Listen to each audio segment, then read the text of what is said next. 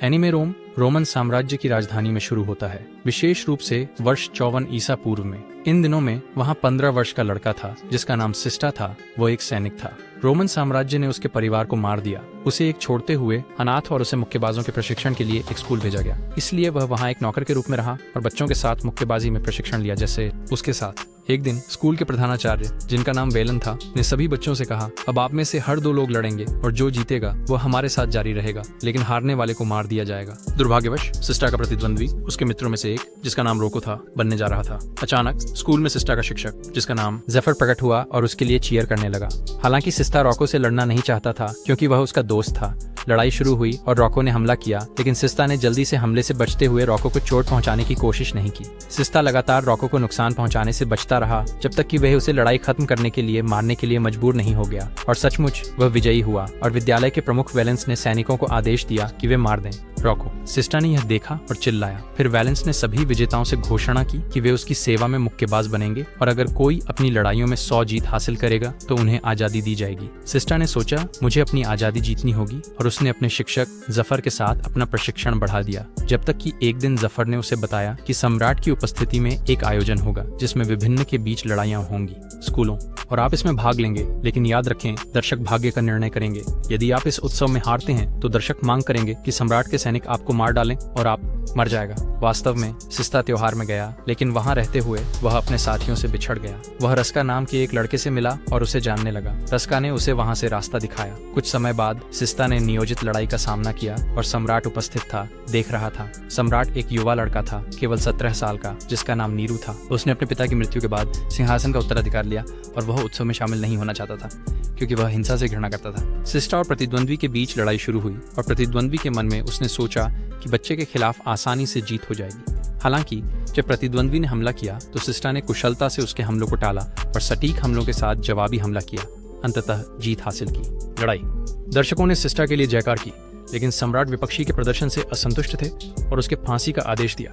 प्रतिद्वंद्वी ने दया की भीख मांगी, लेकिन उसकी प्रार्थना स्वीकार नहीं की गई। सिस्टा ने प्रतिद्वंद्वी के लिए भी दया की मांग की, लेकिन यह अनुरोध भी अस्वीकार कर दिया गया। सम्राट के सैनिकों ने उसे मार डाला, जिससे सिस्टा को थोड़ी देर के लिए दुख हुआ। हालांकि बाद में सम्राट ने सिस्टा को बुलाया और कहा, तुमने मुझे प्रभावित किया है। सिस्टा यह जानकर हैरान हुआ कि सम्राट भी उसकी तरह एक छोटा लड़का था। उसे नीरो की माँ के बारे में भी पता चला, जिनका नाम एग्रिपिना था और उनके सहायक का नाम दिमित्री। सिस्टा को पता चला कि दिमित्री और जफर ने अतीत में एक दूसरे के खिलाफ लड़ाई की थी। जब सिस्टा नीरो के साथ था, उसने एक और निर्धारित लड़ाई देखी, अखाड़ा।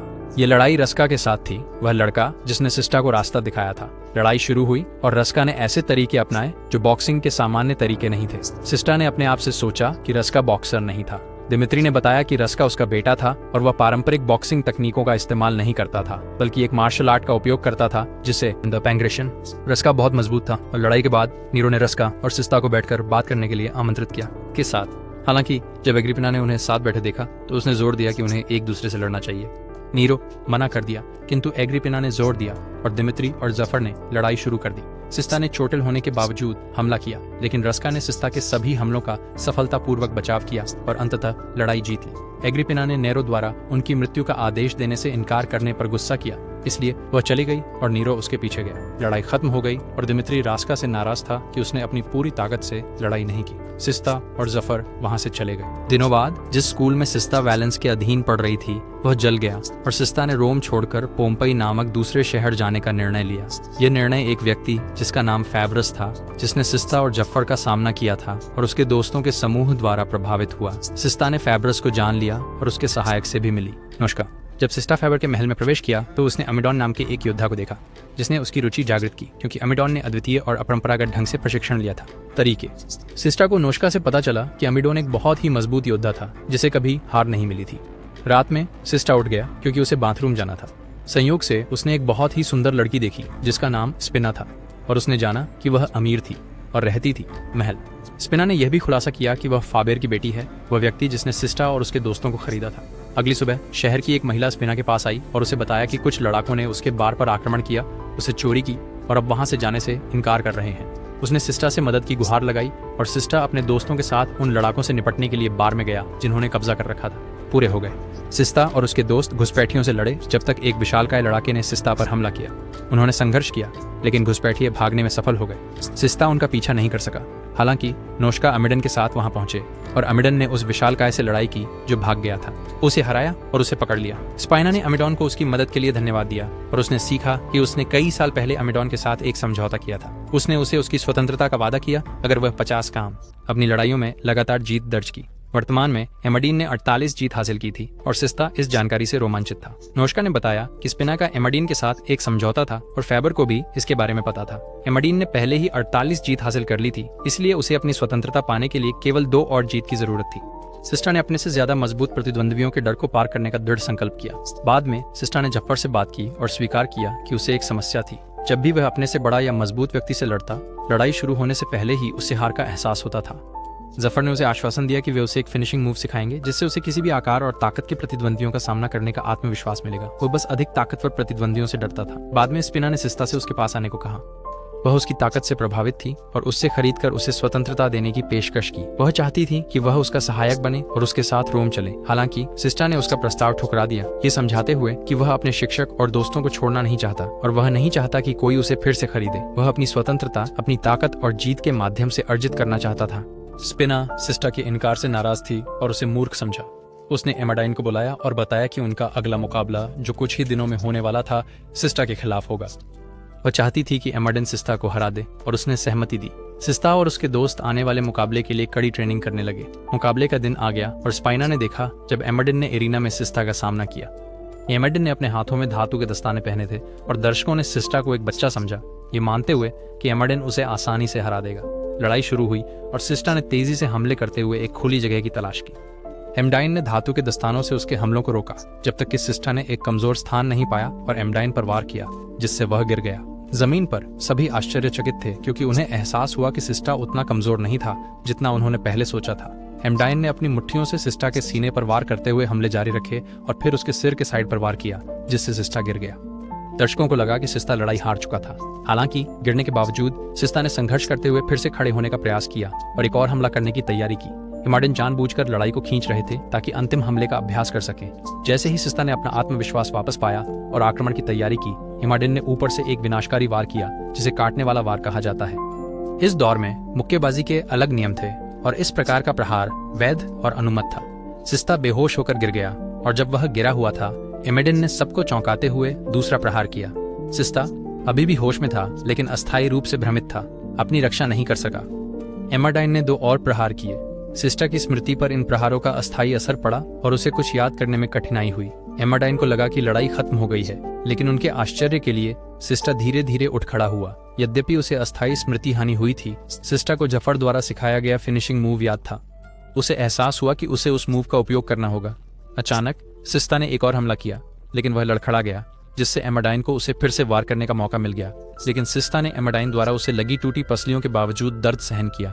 दर्शक ये विश्वास नहीं कर पा रहे थे कि सिस्टा एमाडाइन के हमलों का सामना कर रहा था और लड़ाई जारी रख रहा था।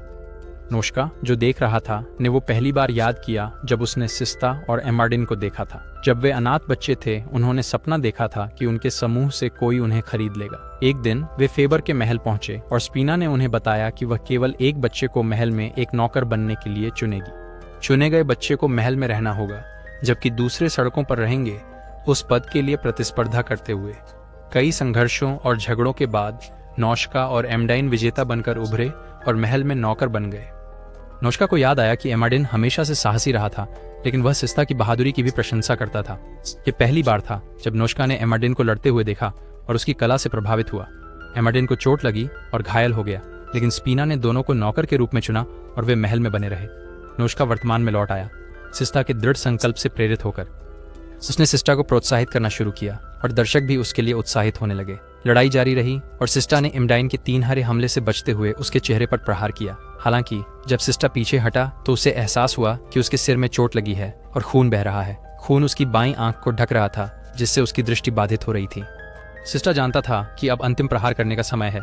उसने फिर से एमाडाइन पर हमला किया, उसके पहले से टूटे हुए पसलियों को लक्ष्य बनाया। एमाडाइन ने पलटवार करने की कोशिश की, लेकिन सिस्टा के अंतिम और निर्णायक वार से तेजी से मारा गया। सर काटने वाला वार। एमाडाइन गिर गया, पराजित हुआ, लेकिन सिस्टा ने लड़ाई जीत ली और दर्शकों की प्रतिक्रियाएं विभाजित हो गईं। कुछ लोग एमाडाइन की मौत की मांग कर रहे थे क्योंकि वह सिस्टा से हार गया था, जबकि अन्य लोग उसकी दया के लिए अनुरोध कर रहे थे। स्पिना ने हस्तक्षेप किया और भीड़ को याद दिलाया कि इस प्रतियोगिता के अलावा भी कई और लड़ाइयां आने वाली हैं। स्पिना ने एमडिन की बहादुरी और प्रयास को उसकी हार के बावजूद स्वीकार किया और उसे उसकी आज़ादी देने का फैसला किया।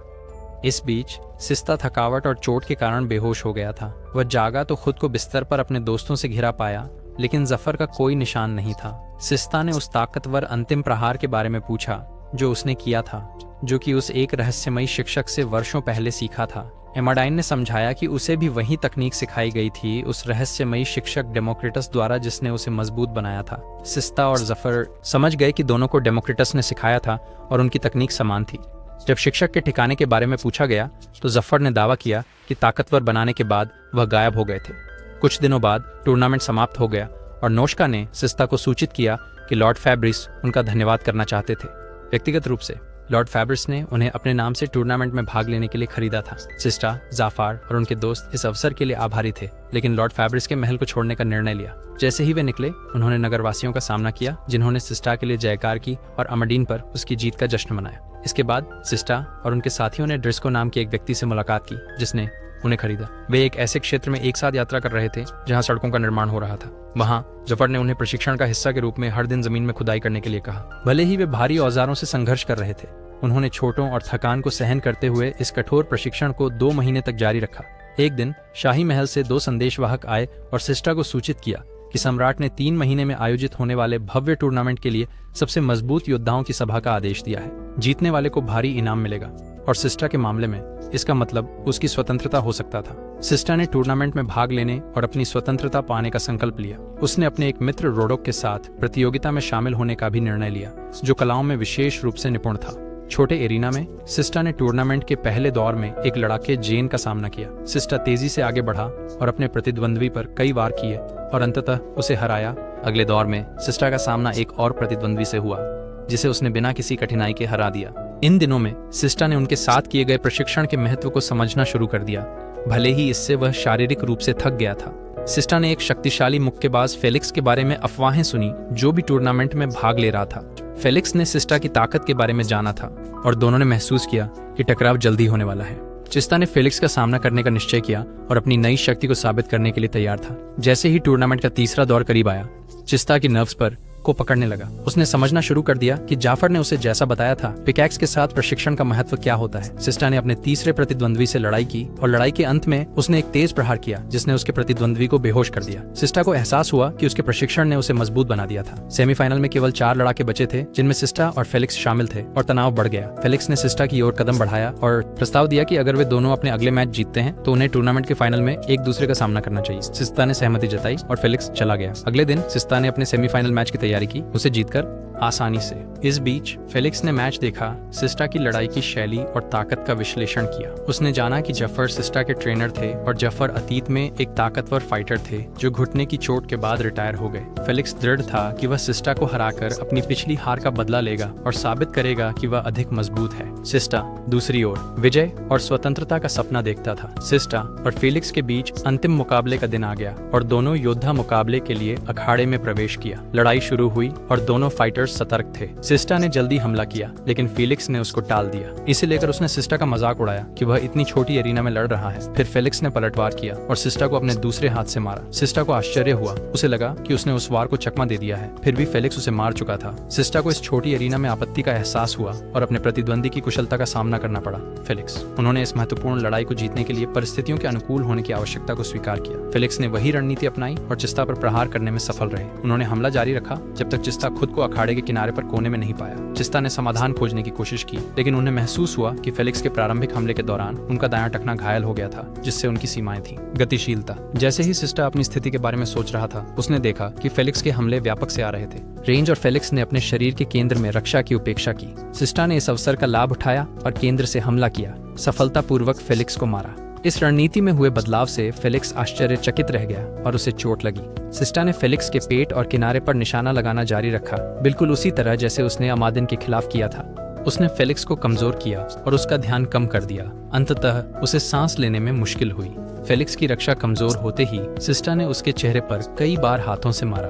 अंत में उसने फेलिक्स की साइड पर एक निर्णायक वार किया जिससे वह बेहोश हो गया। सिस्टा विजयी रहा, टूर्नामेंट के फाइनल में अपनी जगह सुरक्षित कर ली। हालांकि वह तीव्र लड़ाई से थक गया था। अगले दिन फेलिक्स ने सिस्टा के पास जाकर उससे टूर्नामेंट के फाइनल में अपनी पूरी कोशिश करने का आग्रह किया। उसे हारने की चेतावनी दी। फेलिक्स के जाने के बाद जफर सिस्टा और उसके दोस्तों के साथ थेस्किलिया द्वीप की नाव यात्रा पर शामिल हुआ, जहां टूर्नामेंट के फाइनल आयोजित किए जाने थे। यात्रा के दौरान जफर ने खुलासा किया कि उन्होंने उनकी प्रशिक्षण को बढ़ाने के लिए मॉल के प्रहार करने वाले सिरे को बदल दिया था, जिससे उसे संभालना अधिक कठिन हो गया। सिस्टा के दोस्तों में से एक ने इतनी तीव्रता का उद्देश्य पूछा प्रशिक्षण के बारे में, जिसका जवाब जफर ने अपने हाथ में सेब को आसानी से कुचल कर दिया, जिससे उन्होंने प्राप्त की गई ताकत का प्रदर्शन किया। पहुंचने पर थेस्किलिया में सिस्टा ने कई अन्य टूर्नामेंट प्रतिभागियों से मुलाकात की, जिसमें रस्का भी शामिल था, जो उनकी पिछली मुलाकात के बाद से बढ़ चुके थे और सम्राट नीरो के अधीन दिखाई दे रहे थे। प्रभाव: रुस्का ने सिस्टा को टूर्नामेंट से वापस लेने की सलाह दी, उसे इसकी क्रूरता के बारे में चेतावनी दी। हालांकि सिस्टा ने जारी रखने का निश्चय किया। अगले दिन सभी योद्धा एरेना में इकट्ठे हुए, जहां सम्राट नीरो ने एक घोषणा की।